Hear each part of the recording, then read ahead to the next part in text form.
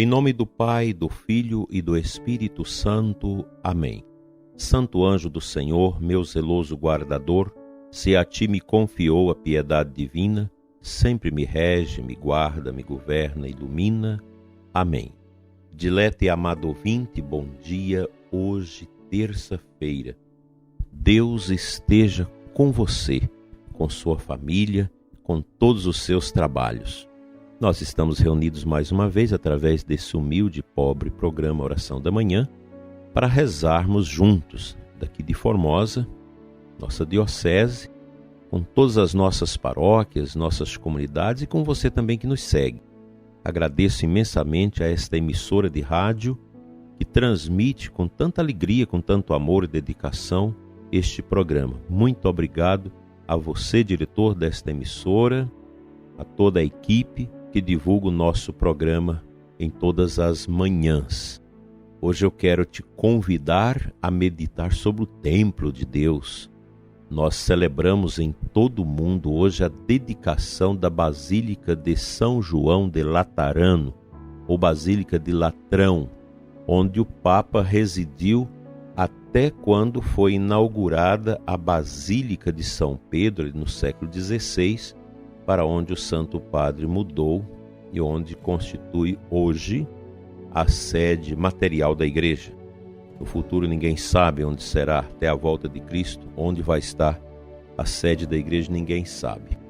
Mas a Basílica de São João de Latrão, em Roma, ela é tida como a igreja mãe de todas as igrejas. Ela foi construída pelo imperador Constantino no tempo do Papa Silvestre I, ali entre o ano 314 a 335. Inclusive lá a gente pode ver até portas, alguns objetos que foram trazidos das basílicas pagãs pelo imperador convertido no ano 313.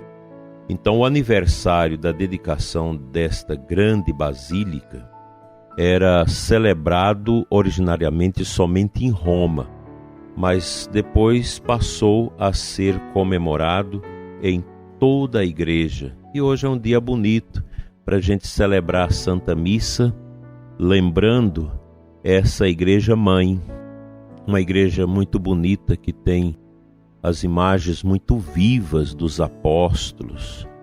É uma igreja que a gente entra nela e sente o desejo de orar. As pessoas que já tiveram a oportunidade de visitar este lugar sabem disso. As 4 basílicas de Roma, elas são muito interessantes para nós católicos. Tanto a Basílica de São João de Latrão, a Basílica de Nossa Senhora Maior, que é a mais antiga igreja de Nossa Senhora, a Igreja Basílica de São Paulo, fora dos muros, que é um esplêndido monumento que foi queimado no passado, tem as ruínas ali, e a gente contempla a grandeza e a fortaleza do povo de Deus na confecção de templos tão poderosos. E por fim a Basílica de São Pedro, que dispensa comentários, dado a sua grande beleza e a sua arte. O nosso lugar de oração, ele deve ser marcado por estas santas belezas. Mesmo a capelinha que a gente vai fazer aí na roça, na comunidade simples, pobrezinha, o padre precisa ter essa delicadeza com o arquiteto, ali com o povo, escutando o povo, para sentir o que essa igreja, o que esse templo deve contemplar. Não é apenas fazer um barraco, mas precisa ter o mínimo de dignidade para que ao entrar no templo, a gente sente que está entrando no coração do mistério de Deus. Lamentavelmente, muitas pessoas constroem igrejas sem o elemento da arte sacra, sem pensar nos elementos teológicos, litúrgicos, espirituais, que devem ser contemplados na confecção de uma igreja, por mais simples que ela seja. Graças a Deus que isso tem voltado. Muitos sacerdotes têm colocado essa sensibilidade sobrenatural na construção das suas igrejas. Mas cá para nós tem muitas igrejas que a gente não consegue rezar dentro delas, porque não foram feitas litúrgica e sacralmente falando para nos ajudar a contemplar o mistério. Portanto, vocês do conselho, com o sacerdote, que vão construir uma igreja, aqui na nossa diocese a gente tem sempre esse costume de olhar o projeto e aprovar o projeto. É preciso não só a questão prática, material, é preciso entender o que esta igreja quer nos dizer. Eu tenho visto algumas iniciativas muito interessantes, sobretudo no Nordeste, construção de capelas pequenas, mas como réplicas de igrejas antigas, e as pessoas já sentem esse calor da proximidade de Deus só de ver a igreja. Como isso é importante? O templo é importante, a nossa igreja de pedra, de tijolo, ela é importante. Claro que a gente celebra as missas, inclusive aqui na nossa diocese, em muitos lugares, debaixo das árvores, nas fazendas, no sertão, porque você não tem ainda as capelas. Mas você começa a comunidade ali rezando com o povo, logo alguém pede: padre, nós precisamos fazer a igreja. Aí você já corre atrás do terreno, vai ver quem vai providenciar o terreno, e o padre já vê mais ou menos o que essa comunidade vive, o que a gente vai acentuar na estrutura arquitetônica desta igreja. Porque a igreja, o templo, precisa me ajudar a rezar. Quando a gente entra no templo, nós precisamos ter essa sensação que entramos no coração de Deus. O altar é o ponto central, o Santíssimo Sacramento, a cruz, esses elementos, a imagem do padroeiro, a nossa via sacra, a pia batismal, o altar da palavra e do pão. Tudo deve falar ao nosso coração e nos convidando a mergulhar nesse poço inefável e sem fundo que é o mistério da Santíssima Trindade. Lembrando hoje a Basílica do Papa em Roma, São João de Latrão, nós queremos rezar por toda a nossa igreja, por todas as dificuldades, por tantos lugares que nossas igrejas são destruídas, são vendidas por falta de gente. A Europa é uma tristeza nesse sentido, porque todo esse secularismo, toda essa falta de fé, esse vazio que entrou no mundo através dos meios de comunicação para desconstruir a fé, desconstruiu também o templo. Hoje a gente vai à Europa, as pessoas visitam as igrejas para ver a questão da arquitetura, não a expressão de fé e de sacralidade que as igrejas devem evocar para nós. E a você que faz viagens ao exterior para visitar esses lugares, não vá como um turista, vá como um peregrino e tente rezar no templo a beleza de milhões e milhões de pessoas que passaram dentro daquelas igrejas lindas para rezar e celebrar os mistérios de Deus.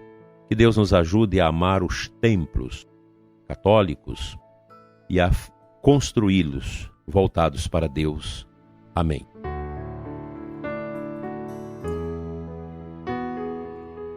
A antífona de entrada da Santa Missa desta celebração é apresentada pela Santa Igreja com o Salmo 67:36. A glória de Deus brilha em seu santuário.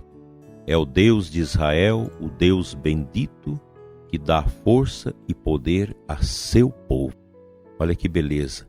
Já no Antigo Testamento, já se tinha esse movimento dentro do coração do povo de Israel em relação ao templo. Há muita gente que despreza o templo. Se a pessoa é seguidora de uma teologia relativista, essas teologias malucas que surgem por aí, desprovidas da verdade, do magistério da igreja, da palavra e da tradição, não importa com o templo, abusa do templo. Não é assim, o templo é a nossa casa, é a casa dos fiéis. A gente vai a Minas Gerais, quando você desce nessas montanhas, cidade lá embaixo, o que você vê no centro da cidade é a igreja, com aquela torre alta, bonita. E quando o sino toca, você lembra, Deus nos chama à eternidade, nos chama a rezar. grande meio de comunicação, os sinos, que ao longo dos séculos sempre foi o meio de comunicação das cidades, que anunciava a chegada do bispo, as missas, os falecimentos, o nascimento das crianças. Havia os sineiros que sabiam tocar os sinos no ritmo do que ele evidenciava. Agora, hoje o que a gente vê são juízes atendendo a pedidos de Ministério Público Brasil afora e fechando os sinos, proibindo os sinos, porque perturba. Ninguém proíbe os pancadões, ninguém proíbe aí, poucos lugares que se proíbe esse som automotivo flagelado que não deixa ninguém dormir, mas o som da igreja, as cornetas nossas das torres já foram aposentadas porque você tem que guardar o silêncio. E volta e meia você escuta aqui e ali a justiça proibindo o toque dos sinos, porque perturba. O toque dos sinos é um convite à eternidade. É um convite ao homem terreno a lembrar das coisas divinas, das coisas sublimes. É interessante que no mundo árabe ninguém tem coragem de proibir o muazim das mesquitas que tocam a todo momento nos momentos de oração. Mas porque é católico, a igreja católica é como se fosse uma onça morta, que todo mundo quer pisar em cima, abusar, criticar, xingar, como é muito feito nas nossas universidades. Já há tantos anos, essa destruição, essa mentira que se lança contra a igreja católica, estudos deletéricos, mentirosos acerca da história da igreja, que hoje os autores católicos, leigos e sacerdotes tentam reescrever estes momentos da história da igreja para mostrar o real sentido, porque a mentira, o fake news, entrou no mundo universitário, no mundo da cultura, nos meios de comunicação para destruir o cristianismo. É uma fome, é um sangue nos dentes para matar a fé, para assassinar a fé. Se defende tudo que é estranho, mas se acaba com a fé. Que triste, momento desolador. Mas Chesterton dizia, a tradição é algo tão forte que até mesmo aqueles que não a conheceram têm saudades dela. E hoje nós vemos levantar uma juventude que tem saudades dessa tradição, e eles, no bom senso e de uma intelectualidade viva e ativa, no futuro vão resgatar os valores inalienáveis da fé e da história da igreja, se Deus quiser.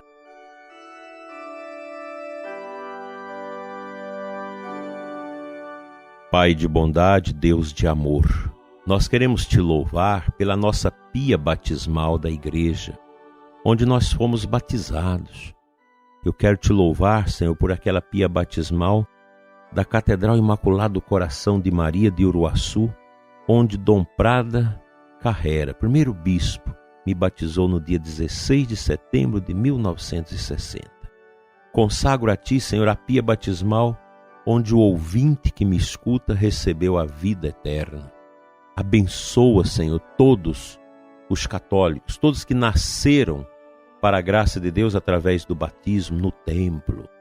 Abençoa nossas igrejas, onde fizemos nossa primeira comunhão, a crisma, os casamentos, as ordenações.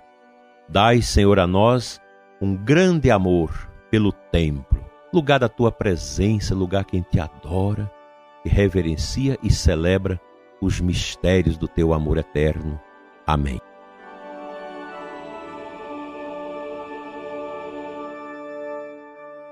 Pela intercessão da bem-aventurada Virgem Maria e de São João, abençoe-vos Deus Todo-Poderoso, Pai, Filho e Espírito Santo. Amém. Até amanhã, ouvinte amigo, se Deus assim nos permitir.